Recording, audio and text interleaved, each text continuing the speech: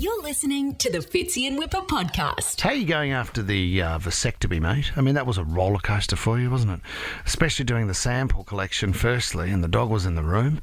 That was awkward. Yeah. And then you have to get another one. Do you have to take it back after? You have to do another sample to check that it's worked? Yeah, you've got to go back. No. You go back after 6 weeks just to see if it has worked. Okay. Yes. I mean, a few of my mates are getting it done at the moment. They didn't realise how tender it was going to be. What they did, they organised a vasectomy celebration. So they decided to go in together. They booked at the same time, had it done, and then they went out for lunch. They sat at lunch going, oh, my God, not only do I feel a bit drugged, I'm in pain.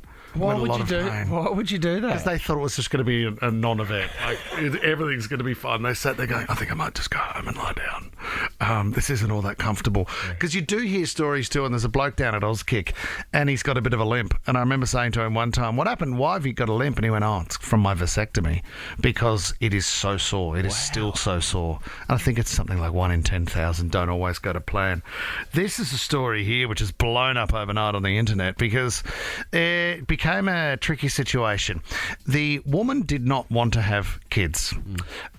He then said, it's okay, I've had a vasectomy. Great. He hadn't had a vasectomy. Oh, no. So then she fell pregnant.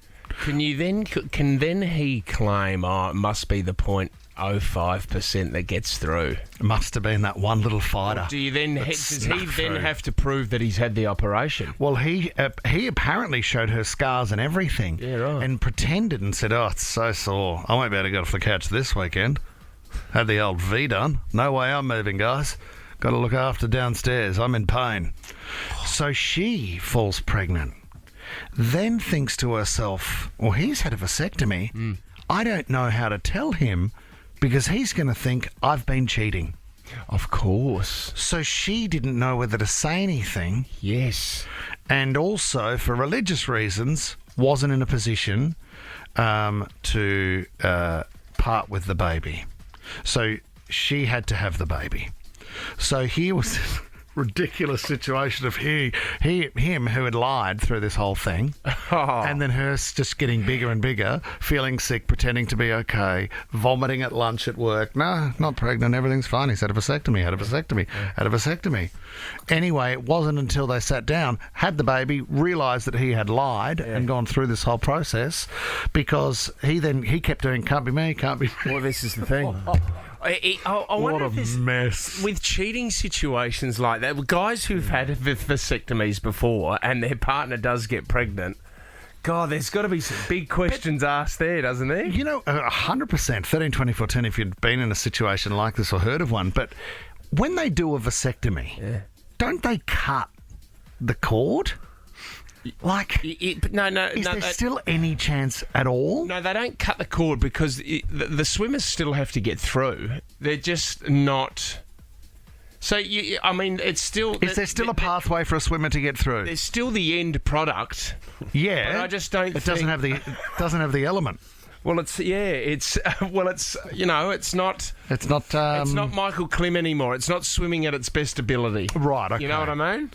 Yeah, I get it. But Tom, you might know because you did nursing for a while. But like, if someone's on the pill, right, there's still a 1% chance that you can fall pregnant. Yeah. So only if you've had a vasectomy. Yeah. Can there still be a pathway? Is there still a tunnel? Yeah. For that little swimmer to get up? The stat is that of every 1,000 women who are with the man who've had a vasectomy, 1 to 2 women will fall pregnant. Wow. So there's Still possible. But is that a dodgy job or it's still possible? Well, long-term success rate is over 99%. But see, that's why you go and do. So when you go and give your first sample to be checked, that's when they know straight away. Yep, everything's fine. You're okay. You can go hell for leather now. You're back on.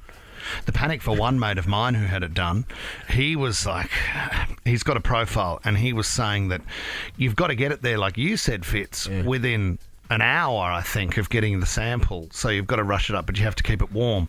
So he said, I had it under my arm and I was crossing a really busy road and panicking. And he said, I was just so worried I was going to get hit by a car and then it would work out that so-and-so had died hit by a car, covered in his own semen. He was just carrying his own. You only have an hour. That's the thing. You have an hour, not an hour to get it to the lab. Not yet, and an hour to get it to the lab. So I had to get it to my local doctor, who then has to get it to the lab within the hour.